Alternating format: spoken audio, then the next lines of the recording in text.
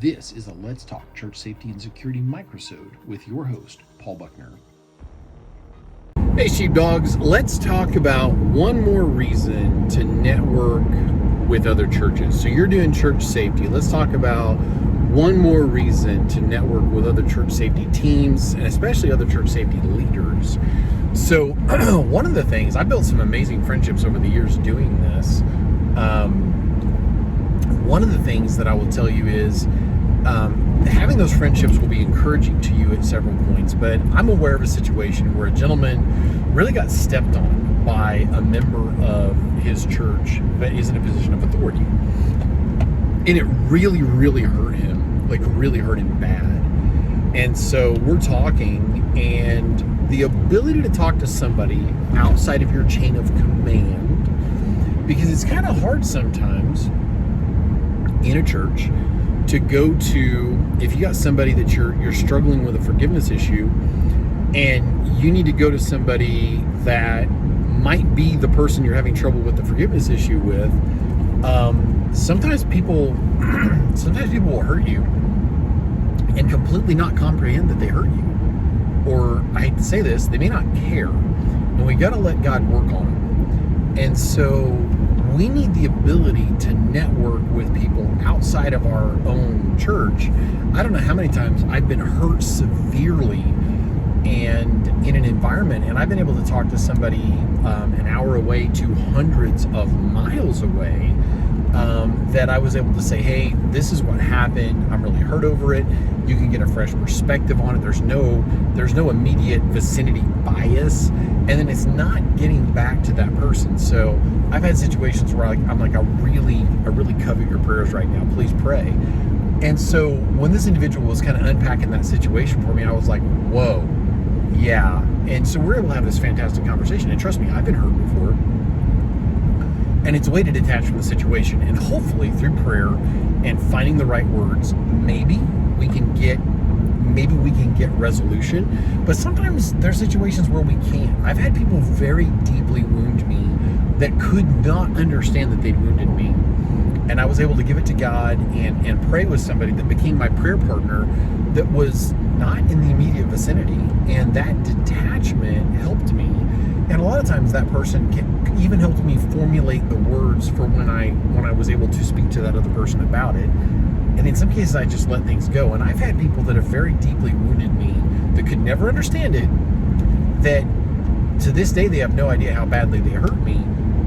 But I was able to give it to God. You know, we're supposed to forgive so that we can be forgiven. And then by forgiving, down the road, that other person, God worked on them and they were past that. And as far as they were concerned, it was a non-event. It never happened. And I think it's human nature. A lot of times we want them to apologize. And I think in some cases, people just don't even understand that they ran us over. Or sometimes a person, we may feel run over by somebody who had honest intentions. They really did not mean to, but they cannot comprehend how or why it hurt us. And I've had situations where I've looked back at them sometimes years later and gone, I'm really glad I forgave, because maybe I took that too personally. Shocker, Buckner's human. And so when we look back at things like that and realize, maybe I took that more personally than I should have. And a lot of times there's the young man's folly of too much pride and ego and getting too riled too quickly over things that now I would just go, and is that a hill worth dying on? Does it really matter? Does it impact what I do? Some people are never going to understand the ministry that we do, or whatever that looks like. Maybe this person doesn't understand the why. And so I get to have some neat conversations with people sometimes, and they're able to say, hey, that really spoke to me. Thank you for that conversation. Again, I cannot stress strongly enough, have friendships, and I've talked about this before, but it's been a minute. Have friendships outside of your immediate area. Have friendships outside of your church body that you can speak with. And something to maybe throw into that mix, being careful about the operational security of your church when it comes to things like this.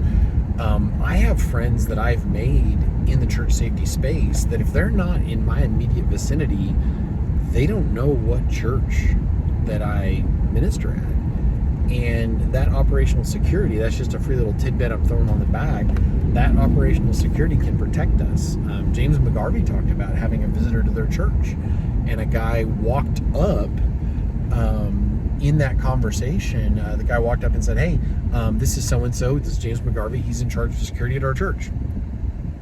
And he's like, I don't know this guy. And you're just introducing me, as head of security. I've had people do that. I had a guy, you probably heard this story before, you've been listening to me for very long at all.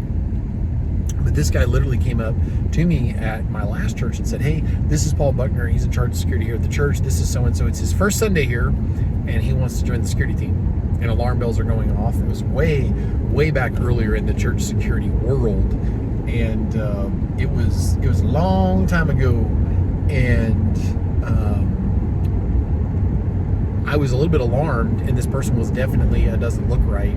Their demeanor, the way they acted, they might have been on prescription medication even, and I was a little bit alarmed. And as they began to unpack for me why they wanted to join the security team, well, there's bad things happening, and I want to carry a gun, and I want to protect your church security team. They don't want a relationship with God. They don't want to be close to God. They don't want to change their life. They don't want to get fed. They don't want to really join the church. They just want to carry a gun. Let's get down to brass tacks, because they'd like to kill somebody. No. And I just started making up church policy right there for the security team. This was before a lot of those written things were in place for church security. And I was like, well, I mean, you've got to be a believer in Christ, and you've got to really be a member for about a year. And there's background checks, which we did. And there's all these things that we need to do first. Oh, don't worry about it. I'll go somewhere else. So that operational security can be great. And one way to do things like that, if you build these long distance friendships, is you don't have to name your church. You don't. As a matter of fact, I recommend that you don't on your social media. I recommend that you don't put, Paul Buckner, head of security for, which I'm not currently the head of security for any church, and I'm enjoying serving and not leading. But you can, people will put that on their social media stats or on LinkedIn or something, and you've got a picture of you there. So if somebody they don't like you and they want to hurt you, they now can tie you to a location. They can follow you from that location and blindside you at the gas pump. Or they can have an axe to grind with your church, and with a few simple searches, they've now found you and know what the head of security looks like for your church. And it's not that much harder. We think of security as being this thing that we do at church, but we walk out our front door and there's a guy hiding in the bushes. And I mean, I know that sounds like a lot, but operational security is a very simple, a lot of the aspects of operational security are very simple to perform, but they are very much vital on the back end. No team pictures that are posted anywhere public. Don't be talking about trips that you're taking, etc. I digress. So going back to that, make sure that when you are building relationships and you go to trainings and different things, you can have friendships over distances. I've got people on the Eastern Seaboard that I'm blessed to call friends. You know who you are. I've got friends in Michigan, and I've got friends in the Minneapolis-St. Paul area, people in Florida. I've got people in different parts of the country that I can talk to if I need to talk, and have a really good conversation with them and ask them to pray. So anyway, may the Lord bless you and keep you. May his face shine upon you. Remember Semper Disciplina, that lifestyle of humble, disciplined training. God bless. If you enjoyed this microsode, check out the video and audio versions of the Let's Talk Church Safety and Security podcast.